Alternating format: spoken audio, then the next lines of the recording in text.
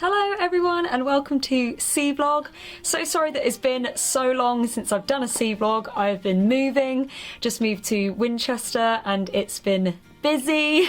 It's just been thing after thing, gig after gig, but I'm finally here with another CVLOG and today's topic is effective career strategies. So I've been a full-time musician for 5-6 years now and these are career strategies that I've used along the way, things that I've used as an artist, and so I really hope that these tips help you today.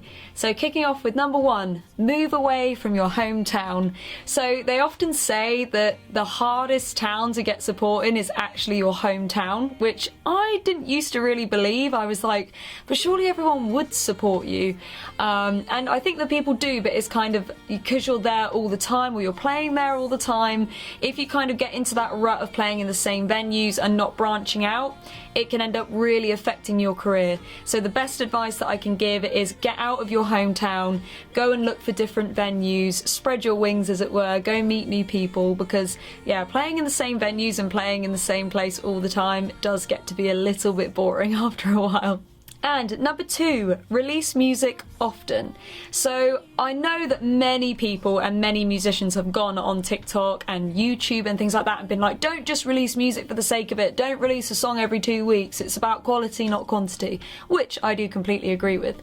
But I also think that if you're recording something and you kind of get an EP ready and then you release something every 6 to 8 weeks, that's a more consistent thing to do, and it means that you don't drop off, as it were. You don't, like, you know, fall off the radar or people don't stop talking about you, because every 6 to 8 weeks you're bringing out a song or another project or an acoustic version of a song or a music video, and it just keeps people talking. So one thing that I would definitely say is release music often. If you just release one single and then no other original music, then people only have that one to listen to, and it's difficult to book you for shows if you don't have like an entire set of originals. This is something that I'm currently doing myself, so I'm preaching to the congregation here.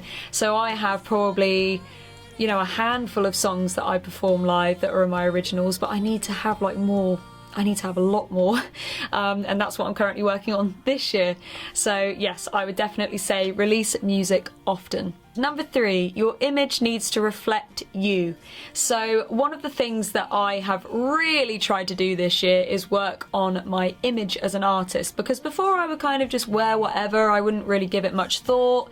And it sounds really silly, but it is really important as an artist, like for people to look at you and kind of go, oh, I know who that is, and you know, it's kind of like that iconic look. And if you have a look and you have like an image, then people are gonna be more like, oh yeah, I remember, oh, I saw them here. Even at shows and things where I've played, like people have been like, oh yeah, the blonde one that like wore all black and red lipstick or something, which is commonly what I wear.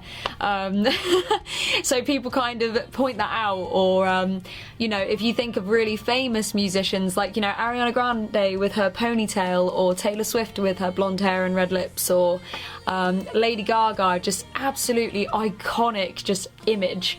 And this image should always reflect who you are as an artist. So I tend to write quite sad songs about relationships and things, and hence why I've kind of gone the more alternative route. It's definitely more my style and I feel the most comfortable in it, because I have like white hair. I wanted the kind of like the darker clothes kind of contrast that. And so yeah, I feel like I've only just recently discovered my image as well, and I've kind of just been rolling with it. But this is something that I would really suggest. Just pinpoint something that, you know, that's your look, and then just go with it. It really does affect your career. It sounds really, really silly, but it does. If you have an image, then people are instantly going to know it's you. People are going to look on your social media, and there has to be this theme. There has to be something that kind of shows you as an artist. So your image should reflect you, as your project should as well. And finally, collaborations.